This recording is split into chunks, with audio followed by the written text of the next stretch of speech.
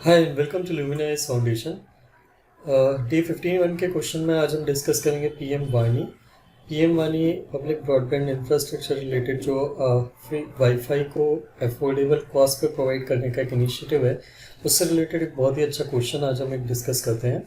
हमारा पीएम वानी पे बेस्ड आज का जो क्वेश्चन है that is analyse the potential impact of PM वानी on India's digital public infrastructure. How does it compare to other initiatives like UPI in transforming the digital landscape of the country?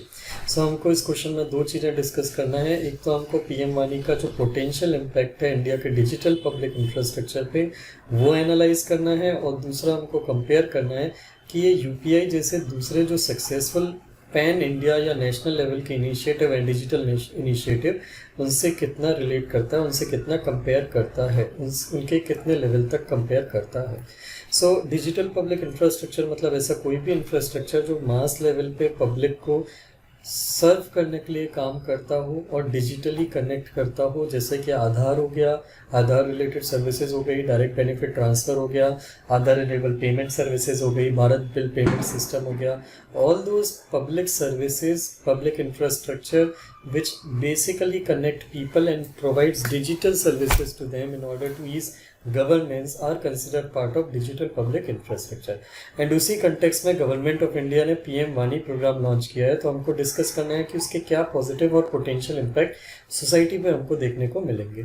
So let's start with our discussion. हमारा intro part जो रहेगा वो PM वानी के बारे में रहेगा। हम इंट्रो में पीएम वानी के बारे में एक ब्रीफ में लिखेंगे and then we will discuss about the features कि पीएम वानी फीचर क्या है, वो कैसे काम करता है। पीएम वानी के बारे में देख लेते हैं। पीएम वानी का फुल फॉर्म है prime minister's wifi access network interface. ये गवर्नमेंट ऑफ इंडिया ने एक इनिशिएटिव लॉन्च किया था। इसका एम है इंटरनेट एक्सेस और कनेक्टिविटी इंप्रूव करना पब्लिक वाईफाई नेटवर्क सेटअप करके। इसका जो मेन एम है वो ये है कि across the society multiple network और हॉटस्पॉट सेटअप करे जाएं जो वाईफाई प्रोवाइड कराएंगे लोगों को अपने अपने रीजन में, अपने अपने एरियाज़ में at a very cheap and affordable cost. It is understandable कि हमारे यहाँ वाईफाई अफोर्ड कर पाना, wired wifi and broadband afford कर पाना सबके लिए पॉसिबल नहीं होता। It is quite expensive in nature and लोग हाई स्पीड इंटरनेट को एक्सेस बिना ब्रॉडबैंड के करना इट बिकम्स डिफिकल्ट। अब तो 5G आ गया है, but still there are many areas या मेनी इंफ्रास्ट्रक्चर बॉटलनेक्स, जैसे कि लोगों के 5G मोबाइल अफोर्ड करने की कैपेसिटी अभी इतनी नहीं है। उस कंटेक्स्ट में पब्लिक वाईफाई नेटवर्क लोगों को 3G मोबाइल में भी wifi high speed internet provide कर सकते हैं। तो इसका एम है कि इंडिया का डिजिटल लैंडस्केप ट्रांसफॉर्म करने की कोशिश करता है by providing high speed internet accessible to a wider population. इस स्कीम के अंदर में, जैसा कि मैंने आपको बताया, पब्लिक वाईफाई नेटवर्क बनाया जाएगा और एक्सेस पॉइंट बनाए जाएंगे, जैसे कि लोकल किराना या नेबरहुड शॉप्स को यूज़ किया जाएगा और उनको कन्वर्ट किया जाएगा हॉटस्पॉट में, वाईफाई हॉटस्पॉट में, बाय डिक्लेयरिंग दैम पब्लिक और by registering them as public data offices, जो किसी भी लाइसेंस फी और रजिस्ट्रेशन से फ्री होंगे। उन पे किसी भी टाइप का कोई license fee, regulation fee, registration fee नहीं लगाया जाएगा and they will be able to provide wifi to the people living in their 200 meter range. PM वानी स्कीम के फीचर्स क्या हैं, ये इकोसिस्टम काम कैसे करेगा?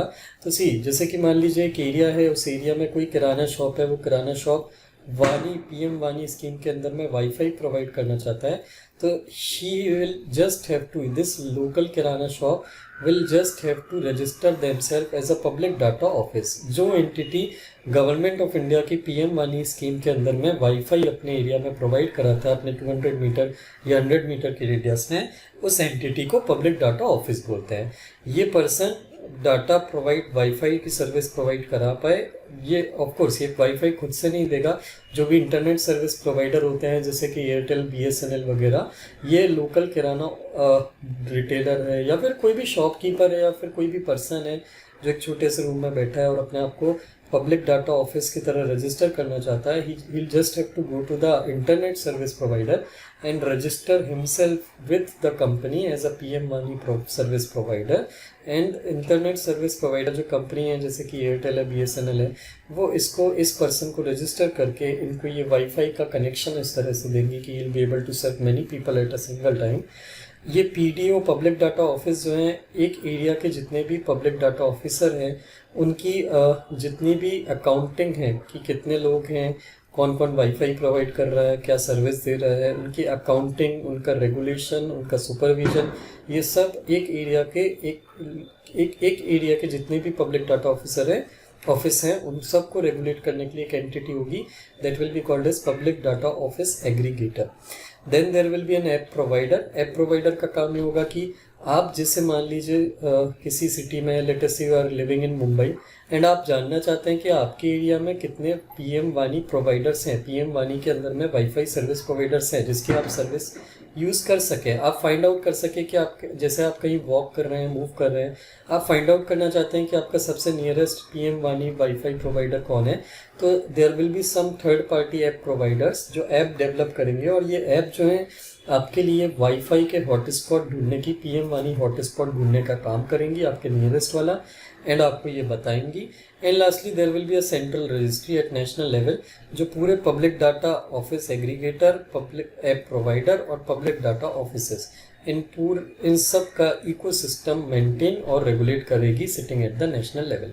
सो these are the 4 key components of PM वानी इकोसिस्टम। ये मैंने यहाँ पे इन्हीं के आगे आने वाले पार्ट में, इस पार्ट में यही चीज़ें डिस्क्राइब की हुई हैं कि PDOA, app provider and central registry के क्या काम है।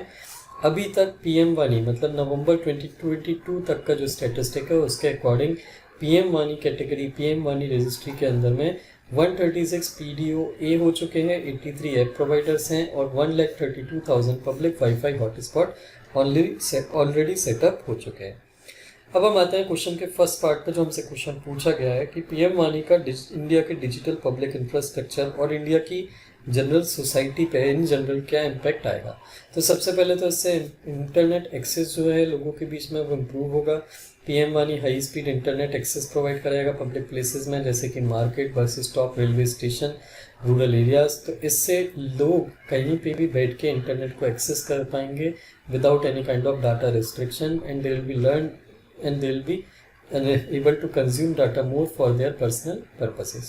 The second is डाटा से की जो कॉस्ट है वो रिड्यूस हो जाएंगी। पीएम वानी के अंदर में जो पब्लिक वाईफाई है वो बहुत ही लो कॉस्ट मिलता है, it ranges from around 3 to 10 rupees per day, तो दिस इज़ वेरी चीपर। तो उस लो कॉस्ट में लार्ज अमाउंट ऑफ डाटा या डाटा कॉस्ट रिड्यूस होने के कारण लोगों के लिए अफोर्डेबिलिटी इंटरनेट एक्सेस करने की वो इम्प्रूव हो जाएगी। द थर्ड इज इससे एजुकेशन और ई गवर्नेंस को सपोर्ट मिलेगा। लोग अपनी सर्विसेज को ई गवर्नेंस वाईफाई का यूज़ करके गवर्नेंस सर्विसेज को ऑनलाइन एक्सेस कर पाएंगे। बच्चे एजुकेशन के लिए ज़्यादा कंटेंट कंज्यूम कर पाएंगे बिना without any kind of fear on the restriction of mobile data. तो इससे एजुकेशन एंड ई गवर्नेंस के इनिशिएटिव को, टेलीमेडिसिन को इम्प्रूव करने में हेल्प मिलेगी। The fourth is local economy को बूस्ट मिलेगा। लोकल शॉप्स और हाउस होल्ड्स हैं जो अभी तक जिन लोगों को इंटरनेट का एक्सेस नहीं मिल पाता है, जैसे कि पर्टिकुलरली वुमेन को, जब उनको मोबाइल डाटा जो नहीं यूज़ कर पाते या कंज्यूम नहीं कर पाते या अपने लिए मोबाइल डाटा पैक नहीं बाय कर पाते हैं, now they will be able to get public wifi through this PM वानी। तो ये अगर कोई इंटरनेट ऑनलाइन एंटरप्राइज करना चाहते हैं, घर पे बैठ के कोई वर्क करना चाहते हैं, work from home like online, so इस केस में they will be able to use that local economy and generate this initiative will help build local economy through provision of affordable internet access. The fifth is it will reduce the digital divide. जो अभी एक digital divide होता है, जैसे कि एक rich section of society होता है, they have a vast amount of resources, उनके पास मोबाइल वाईफाई भी होता है, डाटा के पैक भी होते हैं, हाई डाटा कंजम्पशन, वाईफाई भी होता है, so they are able to consume everything and they are able to gain knowledge, education, everything, all the services related to internet. But जो लो इनकम हाउस होल्ड्स होते थे वो अभी तक limited data के बेस पे सारी चीज़ें फ्रीडम के साथ कंज्यूम या बेनिफिट नहीं उसका उठा पाते थे। तो ये जो डिजिटल डिवाइड था, ये डिजिटल डिवाइड हमको रिड्यूस करने में पीएम वानी स्कीम के थ्रू हेल्प मिलेगी। So this will be the potential positive impact of the PM वानी स्कीम ऑन द सोसाइटी। अब हम आते हैं क्वेश्चन के सेकंड पार्ट पे कि ये दूसरी स्कीम जैसे कि यूपीआई से कैसे कंपेयर होता है। यूपीआई जो होता है ये रियल टाइम पेमेंट सिस्टम है, जबकि पीएम वानी सिस्टम जो है इसका मेन पर्पस है डिजिटल कनेक्टिविटी और इंटरनेट एक्सेस को इम्प्रूव करना।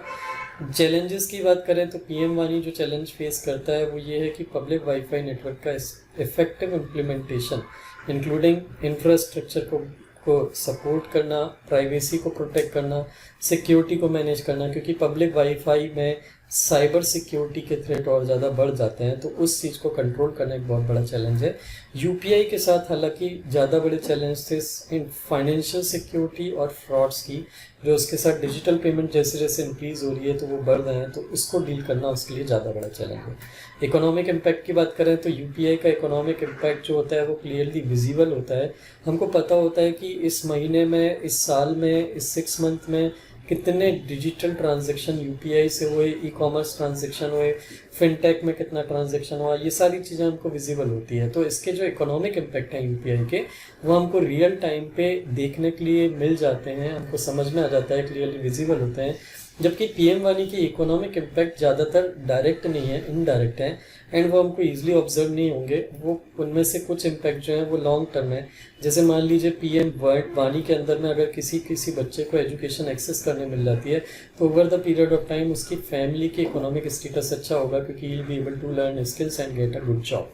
तो इसके कई सारे इकोनॉमिक इम्पैक्ट हमको हो सकता है आज देखने के लिए ना मिले, लेकिन लॉन्ग टर्म में देखने के लिए मिलेंगे। अगर इम्प्लीमेंटेशन की बात करें तो पीएम वानी में पूरा फिजिकल इंफ्रास्ट्रक्चर बिठाना पड़ेगा, जो सेट करना पड़ेगा, प्लेस करना पड़ेगा। जबकि यूपीआई प्राइमरीली डिजिटल प्लेटफॉर्म और ऐप्स के थ्रू चलता है, उसमें digital infrastructure is more important than physical infrastructure. So these are some comparative aspect related to UPI and PM वानी। कंक्लूजन की बात करें तो इंडिया का डिजिटल पब्लिक इंफ्रास्ट्रक्चर जो है ये धीरे धीरे स्केलेबिलिटी, इंटरऑपरेबिलिटी, इनोवेशन और फ्रूगैलिटी की तरफ जा रहा है। फ्रूगैलिटी का मतलब होता है कि it is moving towards a direction जो हमारे लिए चीज़ें और अफोर्डेबल एंड एक्सेसिबल बनाता जा रहा है एट अ कंफर्टेबल प्राइसेस। तो ये डिजिटल पब्लिक इंफ्रास्ट्रक्चर गवर्नमेंट का जितना अच्छा होगा, गवर्नमेंट की जो सर्विसेज हैं, सिटीजन्स को मिलने वाली जो सर्विसेज हैं, वो सर्विसेज और ज़्यादा अच्छी होंगी और हमारी गवर्नेंस और ज़्यादा गुड गवर्नेंस की तरफ मूव करेगी। तो अभी recently if you remember G20 का समिट हुआ था, तो G20 के समिट में एक अलायंस हुआ है, वॉलंटरी अलायंस, जो डिजिटल पब्लिक इंफ्रास्ट्रक्चर को कोऑपरेशन में अडॉप्ट करने की बात करता है, जिसमें कंट्रीज आपस में कोऑपरेट करेंगी डिजिटल पब्लिक इंफ्रास्ट्रक्चर के सिस्टम को और इम्प्रूव करने के लिए, जिससे उनके सिटीजन्स को, लास्ट माइल सिटीजन जो है, जो सबसे पुअर सिटीजन है, उस तक भी पहुंचा जा सके। और एक अच्छी गवर्नमेंट की पहचान इसी से होती है कि वो अपने लास्ट टू लास्ट पर्सन के पास कितने जल्दी और कितने ईजिली पहुंच पा रहा है। ये चीज़ हमको आगे चल के डिजिटल पब्लिक इंफ्रास्ट्रक्चर, पीएम वानी जो है डिजिटल पब्लिक इंफ्रास्ट्रक्चर का ही पार्ट है, और ये हमारे डीपीआई, ओवरऑल डीपीआई इकोसिस्टम जो है उसको और अच्छा बनाने में हेल्प करेगा, सो दैट हमारी कंट्री आगे चल के फ्यूचर में एक डिजिटली इंक्लूसिव सोसाइटी हो और टेक्नोलॉजी का यूज़ होगा वहाँ पे ग्रेटर गुड के लिए, सोसाइटी के बेनिफिट के लिए। So I hope you were able to learn something new from this answer. If you liked the video, please do share it with your friends who are preparing for exam. Thank you very much for watching the video.